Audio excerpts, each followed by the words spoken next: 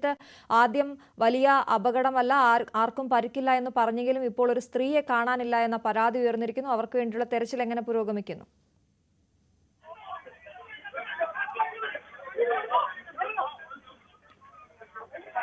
ഒരാൾ കുടുങ്ങിക്കിടക്കുന്നു എന്ന വാർത്തയാണ് ഇപ്പോൾ പുറത്തു വരുന്നത്. JCB ഉപയോഗിച്ച് കെട്ടിടാവശിഷ്ടങ്ങൾ മാറ്റി രക്ഷപ്പെടുത്താനുള്ള ശ്രമം അവിടെ തുടരുകയാണ്. 14-ാം വാർഡിലെ കെട്ടിടമാണ് പൊളിഞ്ഞു വീണത്. വലിയ ഒരു അപകടമാണ്. തലനാരിഴയ്ക്കാണ് പലരും രക്ഷപ്പെട്ടതെന്ന് പറയാം. രോഗികൾ നിറയെയുള്ള ഒരു കെട്ടിടത്തിന്റെ ഒരു ഭാഗമാണ് പൊളിഞ്ഞു വീണിരിക്കുന്നത്. ആദ്യം ഇത് ഉപയോഗശൂന്യമായ കെട്ടിടമാണെന്നും ആരുമില്ല എന്നുമൊക്കെ പറഞ്ഞ വാദങ്ങൾ ഉയർത്തിയെങ്കിലും ഇപ്പോൾ അവിടുത്തെ ഡോക്ടർ തന്നെ സ്ഥിരീകരിച്ചിരിക്കുന്നത് അവിടെ അതിന് തൊട്ടടുത്ത് വരെ രോഗികളുണ്ടായിരുന്നു, ശുചിമുറികൾ മാത്രമാണ് അടച്ചിരുന്നത് എന്നാണ് പറഞ്ഞിരിക്കുന്നത്. എന്തായാലും ഇപ്പോൾ ഒരാൾ കെട്ടിടാവശിഷ്ടത്തിനിടയിൽ കുടുങ്ങിക്കിടക്കുന്നു എന്നാണ് ഏറ്റവും പുതിയ വിവരം. രക്ഷപ്പെടുത്താനുള്ള ശ്രമം അവിടെ തുടരുകയാണ്. നമുക്ക് ദൃശ്യങ്ങളിൽ കാണാം. JCB ഉപയോഗിച്ചുകൊണ്ട് ഇടിഞ്ഞു വീണ കെട്ടിടാവശിഷ്ടങ്ങൾ മാറ്റുകയാണ്.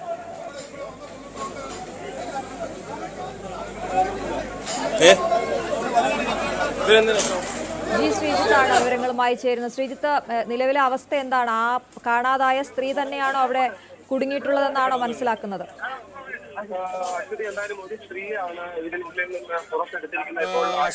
ഒരു സ്ത്രീയാണ് ഇതിനുള്ളിൽ നിന്ന് പുറത്തെടുത്തിരിക്കുന്നത്. ഇപ്പോൾ ആശുപത്രിയിലേക്ക് മാറിയിട്ടുണ്ട്. അതീവ ഗുരുതരാവസ്ഥയിലാണ് അവരുടെ ശരീരം ഉണ്ടായിരുന്നത്. എന്തെങ്കിലും അപായം സംഭവിച്ചിട്ടുണ്ടോ എന്ന് സംശയം തോന്നിപ്പിക്കുന്ന തരത്തിലായിരുന്നു അവരുടെ ശരീരം ഉണ്ടായിരുന്നത്. ഇവിടെ നിന്നും അവരെ ആശുപത്രിക്കുള്ളിലേക്ക് കൊണ്ടുപോകുന്ന സാഹചര്യമാണ് ഉണ്ടായിട്ടുള്ളത്. എന്തായാലും നേരത്തെ പ്രതീക്ഷിച്ചതുപോലെയല്ല, അല്പം ആശങ്ക നിറഞ്ഞ സാഹചര്യം തന്നെയാണ്. ഇതിനുള്ളിൽ ആളുകൾ കുടുങ്ങിയിരുന്നു എന്നുള്ളത് സ്ഥിരീകരിക്കുകയാണ് ഈ നിമിഷത്തിൽ ഏറ്റവും വലിയ വാർത്തയായി അത് മാറുകയാണ്. എന്തായാലും ഇവിടെ പലതരത്തിലുള്ള തർക്കങ്ങളും ഇപ്പോൾ ഉണ്ടാകുന്നു. ഇത് കണ്ടെടുത്ത ശേഷം ഇവിടെ നിന്ന് ആളുകളെ മാറ്റാനുള്ള ശ്രമം, ജനപ്രതിനിധികളടക്കം മാറ്റാനുള്ള ശ്രമങ്ങൾ നടക്കുന്നു. അത് പോലീസുമായി പലതരത്തിലുള്ള തർക്കങ്ങളിലേക്കൊക്കെ കാര്യങ്ങൾ പോകുന്ന സ്ഥിതിവിശേഷമുണ്ട്. എന്തായാലും നേരത്തെ നമ്മൾ കണ്ടതുപോലെയല്ല, അതിനപ്പുറത്തേക്ക് ഇതിനുള്ളിൽ ആളുകൾ ഉണ്ടായിരുന്നു. ഒരാൾ നിലവിൽ എന്തായാലും ഉണ്ട്. അവരുടെ സാഹചര്യം അതീവ ഗുരുതരമാണ്. ഒരു സ്ത്രീയുടേതാണ്.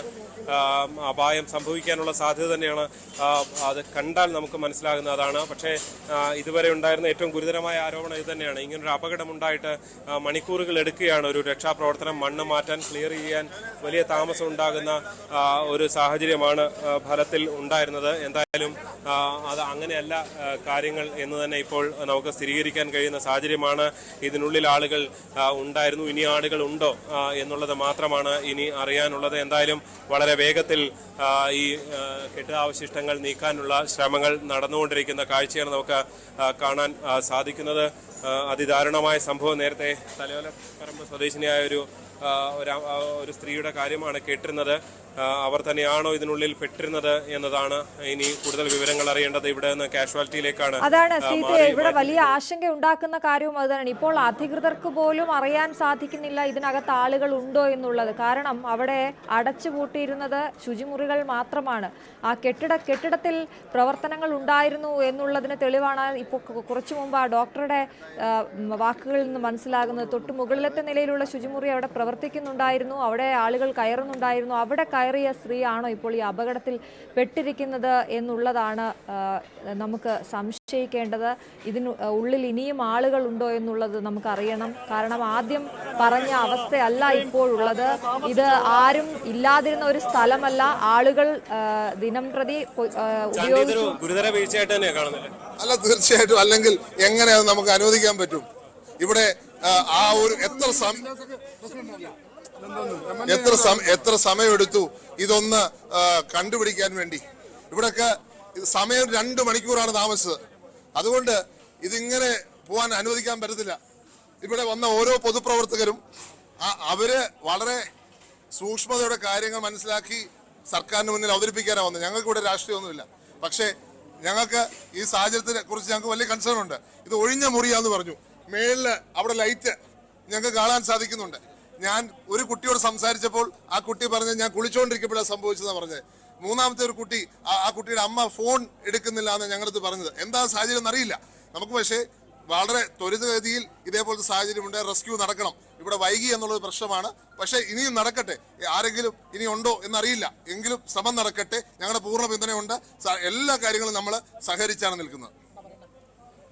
അശ്വതി, അതാണ്, അതായത് നേരത്തെ ഇവരൊക്കെ എത്തിയ സമയത്ത് തന്നെ ചൂണ്ടിക്കാണിച്ച ഒരു ഗുരുതരമായ വിഷയം അതാണ്, രക്ഷാപ്രവർത്തനം വൈകുന്നു എന്നുള്ളതാണ്. അത് പല ഉദ്യോഗസ്ഥരോടും പറയാൻ ശ്രമിക്കുമ്പോൾ പലതരത്തിലുള്ള തർക്കങ്ങളും ആദ്യ ഘട്ടത്തിൽ തന്നെ ഉണ്ടായിരുന്നു. പ്രത്യേകിച്ച് ഇത് പെട്ടെന്ന് പൊളിച്ചു നീക്കിയാൽ ബാക്കി ഭാഗം ഇടിഞ്ഞു നീഴുന്ന സാഹചര്യം ഉണ്ടാകും. അങ്ങനെയൊക്കെയുള്ള പല പരിമിതികളും കാര്യങ്ങളുമാണ് പറഞ്ഞത്. നമുക്കിവിടെ പ്രത്യക്ഷത്തിൽ കാണാൻ കഴിഞ്ഞൊരു പരിമിതി ഇതിനുള്ളിലേക്ക് ഇത് മണ്ണുമാന്തി യന്ത്രം അടക്കമുള്ളവ എത്തുന്നതിനുള്ള പരിമിതിയാണ്. ആ പരിമിതിയാണ് ഇവിടെ ഒരു വലിയ വെല്ലുവിളിയായി നിന്നിരുന്നത്. ആ പരിമിതി മൂലം ഇത് രക്ഷാപ്രവർത്തനം ഫലത്തിൽ എന്തായാലും വൈകുന്ന നിലയുണ്ടായിരുന്നു. എന്തായാലും ഒരു കാര്യം ഉറപ്പാണ്, ഒരുപാട് കാര്യങ്ങളിലേക്ക് പ്രധാനമായും കണ്ണു തുറക്കേണ്ട ഒരു സംഭവമാണ്. ഇത്തരം ഒരു അപകട സ്ഥലത്ത് നിന്ന് വളരെ വേഗത്തിൽ ഒരു രക്ഷാപ്രവർത്തനം നടത്തുക എളുപ്പമല്ല എന്നുള്ളതാണ് ഫലത്തിൽ ഈ ആശുപത്രിയുടെ ഒരു നിർമ്മാണ പ്രവർത്തനങ്ങളുമായി ബന്ധപ്പെട്ട് നോക്കുമ്പോൾ നമുക്ക് കാണാൻ സാധിക്കുന്ന ഏറ്റവും പ്രധാനപ്പെട്ട ഒരു ഘടകം. ഇത് വളരെ വേഗത്തിൽ നീക്കാനും കഴിയുന്നില്ല. ഒന്ന്, ഈ യന്ത്രം വരാൻ തന്നെ വൈകി, അത് എത്താവുന്ന സാഹചര്യമായിരുന്നില്ല ഉണ്ടായിരുന്നത്. രണ്ടാമത്തെ പ്രധാനപ്പെട്ട കാര്യം, ഇതിനുള്ളിൽ ഈ ബാക്കി കെട്ടിട ഭാഗം ഏത് സമയത്തും ഇടിഞ്ഞു വീഴാൻ കഴിയുന്ന തരത്തിലുള്ള നിലയിലാണ് ഈ കെട്ടിട ഭാഗമുള്ളത്. അതും വലിയൊരു പ്രശ്നമായി നിൽക്കുന്ന സാഹചര്യമുണ്ട്. എന്തായാലും ഇതൊക്കെ ഇവിടെ വലിയ വെല്ലുവിളിയായി നിൽക്കുന്ന സമയത്താണ്. അതായത് ഒരു ആശുപത്രി കെട്ടിടമാണ്, പല ഗുരുതരമായ ആരോഗ്യ പ്രശ്നങ്ങൾക്കും സർജറി വാർഡാണ്, പലതരത്തിലുള്ള സർജറികളൊക്കെ കഴിഞ്ഞ് മനുഷ്യൻ കഴിയേണ്ട ഒരു സ്ഥലത്താണ് ജനങ്ങൾ ആശ്രയിക്കുന്ന ഒരു കേന്ദ്രത്തിലുണ്ടായ ദുരന്തം എന്നുള്ളതാണ് ഫലത്തിൽ ഇതിനെ ചേർത്ത് വായിക്കേണ്ടത്. എന്തായാലും അതിദാരുണമായ സംഭവമായി കോട്ടയം മെഡിക്കൽ കോളേജിലെ ഈ അപകടം മാറുകയാണ്. ഒരാൾ ഈ അപകടത്തിൽ ഗുരുതരമായി പരിക്കേറ്റ്, അതല്ലെങ്കിൽ ഒരുപക്ഷെ അവരുടെ ജീവന് തന്നെ വെല്ലുവിളിയാകുന്ന നിലയിലാണ് ശരീരാവശിഷ്ടങ്ങൾ ഉണ്ടായിരുന്നത്. എന്തായാലും അതിനുവേണ്ടി അവരെ ആശുപത്രിയിലേക്ക് തുടർ പരിശോധനകൾക്കായി കൊണ്ടുപോയിട്ടുണ്ട്. ഒരു സ്ത്രീയുടെ ശരീരം ആണ് കണ്ടെത്തിയത്. അവരുടെ ശരീരഭാഗങ്ങളൊക്കെ അവരോ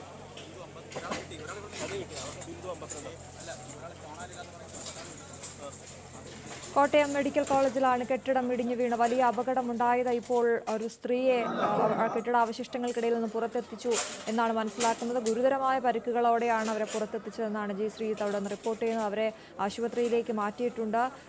ഈ ശ്രീജിത്ത് തുടരാം, അവരുടെ വിവരങ്ങൾ ലഭ്യമാണോ?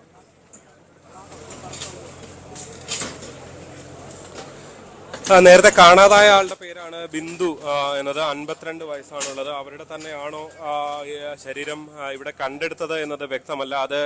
അതിനുള്ള ശ്രമങ്ങൾ ഇപ്പോഴും നടക്കുകയാണ്. അവരുടെ മകളും മറ്റും ഈ മെഡിക്കൽ കോളേജിൽ തന്നെയുണ്ട്. നമുക്ക് അത് കാഷ്വാലിറ്റി വിഭാഗത്തിലാണ്, അത് വേറൊരു ഭാഗത്താണുള്ളത്. നമുക്ക് അവിടേക്ക് എത്താനുള്ള ഒരു സാഹചര്യം നിലവിലില്ല.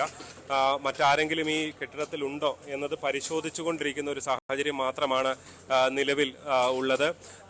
എന്തായാലും ഇതിന്റെ ഒരു ഭാഗം മാത്രം മാറ്റിയപ്പോഴാണ് ഒരാളെ ഇങ്ങനെ അതീവ ഗുരുതരാവസ്ഥയിൽ കണ്ടെത്തിയത്. ബാക്കി ഭാഗത്തെ കല്ലും മണ്ണും ഒക്കെ കട്ടകളും ഒക്കെ മാറ്റി, കോൺക്രീറ്റ് പാളികളും ഒക്കെ മാറ്റിക്കൊണ്ടിരിക്കുന്ന ഒരു നടപടികളാണ് ഇപ്പോൾ നടന്നുകൊണ്ടിരിക്കുന്നത്. എന്തായാലും ഒരാൾ അതീവ ഗുരുതരാവസ്ഥയിലാണ്. അത് നേരത്തെ വളരെ പേടിപ്പിക്കുന്നതാണ്. ശ്രീജിത്ത് പറഞ്ഞതുപോലെ വളരെ വേഗത്തിൽ അവരുടെ രക്ഷാപ്രവർത്തനം നടത്താൻ കഴിയുന്നില്ല എന്നുള്ളതാണ് നമുക്ക് കാണാം. വളരെ 3 JCB അവിടെ ഉണ്ട് എങ്കിലും അത് വളരെ താമസിച്ചാണ് എത്തിയത് എന്ന നിലയിൽ നേരത്തെ ആരോപണങ്ങൾ ഉയർന്നിരുന്നു. ഇപ്പോൾ തന്നെ അവിടെ കാണുമ്പോൾ നമുക്ക് വ്യക്തമാകുന്നു, ആ കാഴ്ചയിൽ നിന്ന് വ്യക്തമാകുന്നു, ഇനിയും ഏറെ സമയമെടുക്കും അത് മുഴുവൻ മാറ്റി പരിശോധിക്കണമെങ്കിൽ. അവിടെ എത്ര പേരുണ്ട്, അവിടെ ആരെങ്കിലും കുടുങ്ങിയിട്ടുണ്ടോ എന്നത് സംബന്ധിച്ച് ആർക്കും വ്യക്തമായ വിവരമില്ല എന്നുള്ളതാണ്. ആ സമയം ഇത് മുഴുവൻ മാറ്റി പരിശോധിക്കുന്നത് വരെ ആ ആശങ്ക നിലനിൽക്കും എന്നുള്ളതുമുണ്ട്, അല്ലേ ശ്രീജിത്ത്? തീർച്ചയായും അശ്വതി, നമ്മളിവിടെ ഇപ്പോൾ നമ്മൾ കാത്തു നിൽക്കുന്നതും നമ്മൾ അങ്ങനെയൊന്നും ഉണ്ടാകരുതെന്ന് ആഗ്രഹിക്കുന്നതും ഇതിനുള്ളിൽ ആളുകൾ ഇനി പെട്ടിട്ടില്ല എന്നുള്ള ഒരു വാർത്തക്കായാണ്. അതിനുവേണ്ടിയുള്ള കാത്തിരിപ്പ് തന്നെയാണ് ഫലത്തിലുള്ളത്. ആശങ്ക ഒഴിയണം, അതിനുവേണ്ടിയുള്ളതാണ്. കാരണം ഇതിനുള്ളിലുള്ള കൂട്ടിരിപ്പാറ് ഈ മെഡിക്കൽ കോളേജിനെ സംബന്ധിച്ച് വലിയ ഒരുപാട് സ്ഥലമുള്ളതാണ്. ഏതെങ്കിലുമൊക്കെ ബൈസ്റ്റാൻഡേഴ്സിനെ നേരത്തെ കാണാനില്ല എന്ന് പറഞ്ഞാൽ പോലും അവരൊക്കെ പുറത്തു പോവുകയോ പല സ്ഥലങ്ങളിലേക്കൊക്കെ പോയാലും പെട്ടെന്ന് അങ്ങനെ ഒരാളെ കണ്ടുപിടിക്കാൻ കഴിയുന്ന ഒരു സാഹചര്യമല്ല ഈ മെഡിക്കൽ കോളേജിലുള്ളത്. അപ്പോൾ അതുകൊണ്ട് തന്നെ അങ്ങനെയൊക്കെ പോയവരാണെങ്കിൽ പോലും അങ്ങനെ അവരുടെയൊന്നും പേരുകളിൽ ഒരു ആശങ്ക വേണ്ട എന്ന് കരുതിയാണ് അത്തരം വിവരങ്ങൾ പങ്കുവെക്കാത്തത്. എന്തായാലും നിലവിൽ അത്തരം ആശങ്കകൾ അവസാനിക്കാൻ അത് ഇവിടെ തന്നെയാണ്. ഈ മണ്ണ് മാറ്റലും ഈ കെട്ടിടാവശിഷ്ടങ്ങൾ മാറ്റുന്നതിലൂടെയാണ് അക്കാര്യത്തിൽ അന്തിമമായ വ്യക്തത വരിക എന്ന് തന്നെ പ്രതീക്ഷിക്കേണ്ടി വരും. എന്തായാലും നിലവിൽ ഒരാളാണ് ഇതിനുള്ളിൽ പെട്ടിരിക്കുന്നത്, ഒരു സ്ത്രീയാണ്. അതായത് നേരത്തെ പെട്ടവർക്ക് ആരോഗ്യനില ഗുരുതരമല്ല എന്നാണ് നമുക്ക് ലഭ്യമായ വിവരങ്ങൾ. നിലവിൽ ഒരാളെ മാറ്റിയിട്ടുണ്ട്. അമൽ പ്രദീപ് എന്ന ആളാണ് ഒരു കുട്ടി. ആ കുട്ടിയുടെ കാര്യങ്ങൾ മന്ത്രിമാർ ഉൾപ്പെടെയുള്ളവർ പരിശോധിച്ചിരുന്നു. 6 വാർഡുകളിലെ രോഗികളെ പുതുതായി നിർമ്മിച്ച സർജിക്കൽ ബ്ലോക്കിലേക്ക് മാറ്റാൻ മന്ത്രി വീണ ജോർജ് നിർദ്ദേശം നൽകിയിട്ടുണ്ട്. എന്തായാലും ഇങ്ങനൊരു അപകടമെങ്കിലും അങ്ങനെ വളരെ ത്വരിതഗതിയിൽ സർക്കാരിനെയും സർക്കാർ സംവിധാനങ്ങളെയൊക്കെ കണ്ണു തുറപ്പിക്കുന്ന നിലയിലേക്ക് കാര്യങ്ങൾ എത്തി എന്നതാണ് നമുക്ക് ഈ ഘട്ടത്തിൽ നമുക്ക് മനസ്സിലാക്കേണ്ടത്. അതായത് ഈ പലപ്പോഴും സംവിധാനങ്ങളുടെ ഒരു മെല്ലെപ്പോക്കുകളാണ് പലപ്പോഴും സർക്കാർ സംവിധാനങ്ങളെ എപ്പോഴും വലിയ ചോദ്യചിഹ്നമാക്കി, വലിയ സംശയത്തിന് നിഴലാക്കി നിർത്തുന്നത് പലപ്പോഴും അതാണ്. എന്തെങ്കിലും ഒരു കാര്യം നടക്കണമെങ്കിൽ ഒരു 100,000 നൂലാമാലകൾ എന്നുള്ളതാണ് വലിയ വെല്ലുവിളിയായി സർക്കാർ സംവിധാനങ്ങളിൽ നിലനിൽക്കാറുള്ളത്.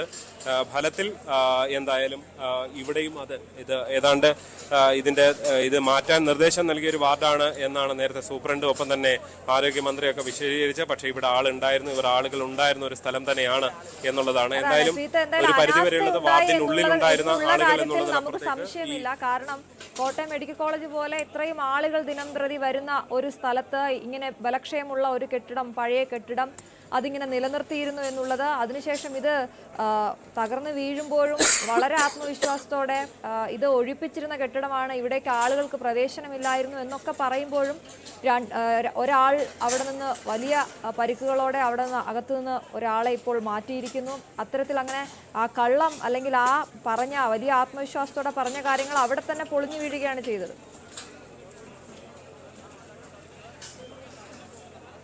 തീർച്ചയായും അത് വളരെ ശ്രദ്ധേയമാണ്. അത് തീർച്ചയായും നമ്മുടെ പ്രതികരണത്തിൽ നമ്മൾ നൽകിയ ന്യൂസ് 18 നൽകിയ പ്രതികരണത്തിൽ ഇവിടുത്തെ മുതിർന്ന ഡോക്ടർ കൂടിയായ സുഹാൻ സക്കറിയ ന്യൂസ് 18നോട് നൽകിയ പ്രതികരണമാണ് അതിൽ വളരെ പ്രധാനപ്പെട്ടതായിരുന്നത്. അതായത് ഈ ആശുപത്രി കെട്ടിടത്തിൽ ഇവിടെ രോഗികളുണ്ടായിരുന്നു, വാർഡ് ഒഴിപ്പിച്ചിരുന്നില്ല എന്നവർ സ്ഥിരീകരിച്ച് പറയുന്നുണ്ട്. ഒരുപക്ഷെ മറ്റെല്ലാ ഇപ്പം മന്ത്രിമാരുള്ളതിനേക്കാൾ ഒരുപക്ഷെ നേരിട്ട് കാര്യങ്ങൾ ഇവിടെ കണ്ടറിയുന്നവരാണ് ഇവിടുത്തെ ഡോക്ടർമാർ. ഇപ്പോൾ തിരുവനന്തപുരത്തെ ഹാരിസ് ചിറക്കലിനെ പോലുള്ള ഡോക്ടർമാരും നേരിട്ടുള്ള അനുഭവങ്ങളാണ് പറഞ്ഞത്. പക്ഷേ പിന്നീട് അദ്ദേഹം പല പഴികളും കേൾക്കേണ്ടി വന്നു. ഇനിയിപ്പോൾ ഡോക്ടർ സുഹാൻ സക്കരയ്ക്കും അത്തരം പഴികളും പ്രശ്നങ്ങളും ഒക്കെ നേരിടേണ്ടി വരുമോ എന്നത് വ്യക്തമല്ല. പക്ഷെ അവർ ധൈര്യപൂർവ്വം നമ്മുടെ ഒരു ചോദ്യത്തിന് മറുപടിയായി അറിഞ്ഞോ അറിയാതെയോ അവർ വസ്തുതകൾ വിളിച്ചു പറഞ്ഞു എന്നുള്ളതാണ്. ഇതിലെ ഒരുപക്ഷെ ആരോഗ്യമന്ത്രി അടക്കം പറഞ്ഞത് നുണയാണ് എന്ന ഫലത്തിൽ മനസ്സിലാക്കാൻ കഴിയുന്ന ഒരു പ്രതികരണം തന്നെയാണ് തീർച്ചയായും അവരുടെ ഭാഗത്ത് നിന്ന് ഉണ്ടായിട്ടുള്ളത്. ഇവിടെ ജനപ്രതിനിധികൾ അടക്കം, കോൺഗ്രസിന്റെ അടക്കം ജനപ്രതിനിധികളും നേതാക്കളും ഒക്കെ ഇവിടെ എത്തിയിട്ടുണ്ട്.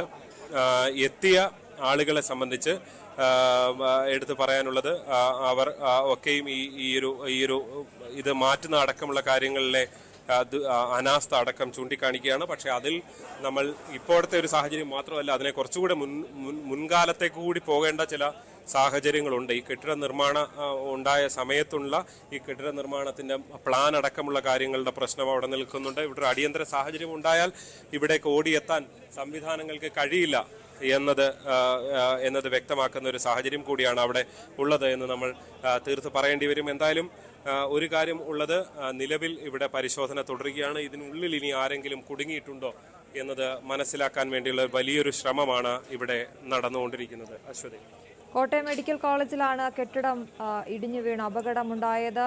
2 പേർക്ക് ആ സമയത്ത് പരിക്കേറ്റിരുന്നു. അതേസമയം ഇപ്പോൾ ഏറ്റവും ഒടുവിൽ പുറത്തു വരുന്ന വിവരം അനുസരിച്ച് ഒരു സ്ത്രീയെ കെട്ടിടാവശിഷ്ടങ്ങൾക്കിടയിൽ നിന്നും പുറത്തെത്തിച്ചിട്ടുണ്ട്. അവരുടെ നില ഗുരുതരമാണ്, പരിക്കുകൾ ഗുരുതരമാണ് എന്ന കാഴ്ചയിൽ വ്യക്തമായിരുന്നു എന്നാണ് ജി ശ്രീജിത്ത് റിപ്പോർട്ട് ചെയ്യുന്നത്. അതാരാണ്, എന്താണ് എന്നത് സംബന്ധിച്ച് വിവരങ്ങൾ പുറത്തു വരുന്നതേയുള്ളൂ. ഒപ്പം വലിയ ആശങ്ക നിലനിൽക്കുന്നത് ഇനിയും ആളുകൾ ഈ കെട്ടിടത്തിനുള്ളിൽ കുടുങ്ങിക്കിടക്കുന്നുണ്ടോ എന്നുള്ളതാണ്. കൃത്യമായ വിവരങ്ങൾ അധികൃതർക്ക് പോലും നൽകാനാകുന്നില്ല. കാരണം ആളുകൾക്ക് പ്രവേശനമില്ലാതിരുന്നൊരു സ്ഥലമല്ല, ഒരു പ്രദേശമല്ല അവിടം എന്നുള്ളതാണ്. പ്രവർത്തിച്ചിരുന്ന കെട്ടിടത്തിനോട് ചേർന്ന് സജ്ജമായിരുന്ന കെട്ടിടത്തിനോട് ചേർന്നുള്ള ഒരു ഭാഗമാണ് ഇടിഞ്ഞു വീണിരിക്കുന്നത്. അവിടെ ശുചിമുറികൾ അടച്ചിരുന്നു. അവിടുത്തെ ശുചിമുറികളിലേക്ക് ആളുകളെ കടത്തിയിരുന്നില്ല എന്നത് മാത്രമാണ് അവിടുത്തെ ഡോക്ടർ നമ്മളോട് സംസാരിച്ചപ്പോൾ പറഞ്ഞത്.